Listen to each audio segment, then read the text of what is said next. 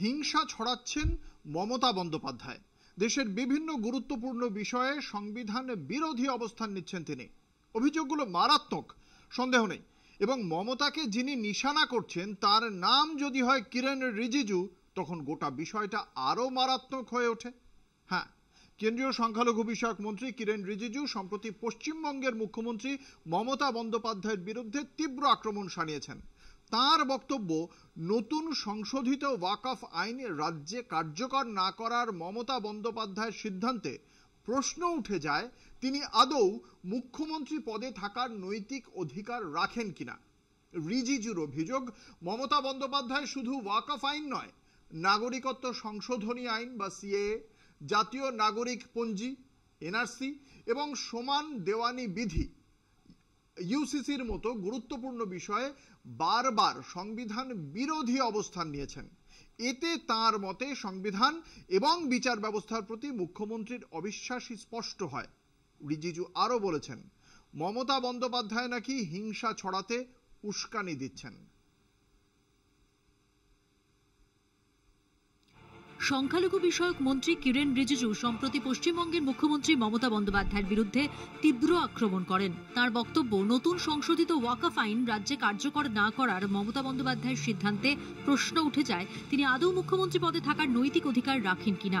রিজিজুর অভিযোগ, মমতা বন্দ্যোপাধ্যায় শুধু ওয়াকফ আইন নয়, নাগরিকত্ব সংশোধনী আইন সিএএ, জাতীয় নাগরিক পঞ্জি এনআরসি এবং সমান দেওয়ানি বিধি ইউসিসির মতো গুরুত্বপূর্ণ বিষয়ে বারবার সংবিধান বিরোধী অবস্থান নিয়েছেন। এতে তার মতে সংবিধান এবং বিচার ব্যবস্থার প্রতি মুখ্যমন্ত্রীর অবিশ্বাসী স্পষ্ট হয়। রিজিজু আরো বলেছেন, মমতা বন্দ্যোপাধ্যায় নাকি হিংসা ছড়াতে উস্কানি দিচ্ছেন। What did Mamata Banerjee say? She is holding a constitutional position. Chief Minister is a constitutional post. Law made by the parliament is a constitutional. Can a person sitting in a constitutional post declare that she will be unconstitutional or she will not follow anything which is constitutional? What is so disturbing is the Chief Minister is visibly inciting the violence.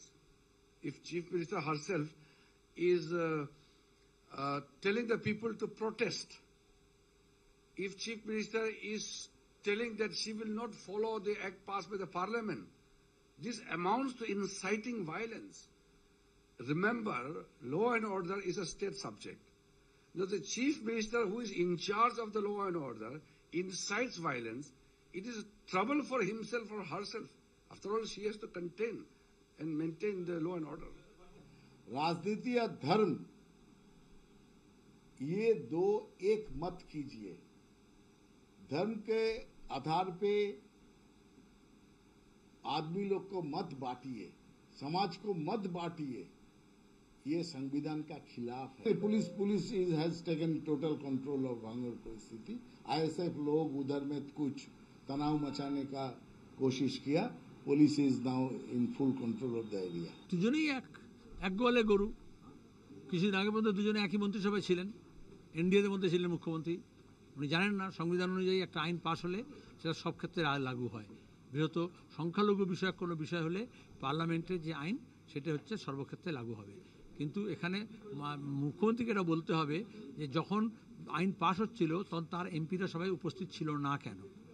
যেখানে বিরোধিতা করতে হয়, যে জন্য MP নির্বাচিত হয়েছেন, তারা এই ভূমিকা আগে সিএর ক্ষেত্রে দেখা গেছে পালন করেনি, আর এখন ওয়াকফ আইনের ক্ষেত্রে দেখা গেছে তারা অ্যাবসেন্ট থেকেছে। পার্লামেন্টে বিল পাস করে দেওয়ার সুযোগ করে দিচ্ছেন আর এখানে এসে ন্যাকামো করছেন। সংশোধিত ওয়াকফ আইনের বিরুদ্ধে সুপ্রিম কোর্টের দ্বারস্থ হচ্ছে সিপিএমও, জানালেন রাজ্য সম্পাদক মোহাম্মদ সেলিম। আমরা সিদ্ধান্ত করেছি ওয়াকফ যে অ্যামেন্ডমেন্ট হয়েছে সংবিধান বিরোধী যেহেতু হয়েছে, আমরা বলছি সরকার আইন করতে পারে না, যেটা ফান্ডামেন্টাল রাইটসের বিরুদ্ধে। আমাদের পার্টির তরফ থেকে সিদ্ধান্ত হয়েছে আমরা রিট পিটিশন দাখিল করেছি সুপ্রিম কোর্টে। সিপিএমের তরফ থেকে আমি নিজে মোহাম্মদ সেলিম রিট পিটিশনের আমি অ্যাপ্লিক্যান্ট এবং সেখানে আজকে সেটা ফাইল করা হয়েছে। অথচ অন্যদিকে মমতা বন্দ্যোপাধ্যায় জানিয়েছেন এই আইন রাজ্য সরকার তৈরি করেনি, এটি কেন্দ্রের তৈরি, তাই রাজ্যে এই আইন কার্যকর হবে না। মুর্শিদাবাদে আইন নিয়ে চলতে থাকা বিক্ষোভের মধ্যে মুখ্যমন্ত্রী শান্ত থাকার আবেদন জানিয়েছেন এবং হিংসা ছড়ালে কড়া আইনি পদক্ষেপের হুঁশিয়ারিও দিয়েছেন। এক্সে দেওয়া বার্তায় তিনি লেখেন, এই আইন আমরা করিনি, কেন্দ্র করেছে, তাই উত্তর চাওয়ার হলে কেন্দ্রের কাছ থেকেই চাইবেন। ইতিমধ্যেই সুপ্রিম কোর্টে 14টি মামলা হয়েছে নয়া ওয়াকফ আইনের বিরুদ্ধে। কলকাতা টিভি।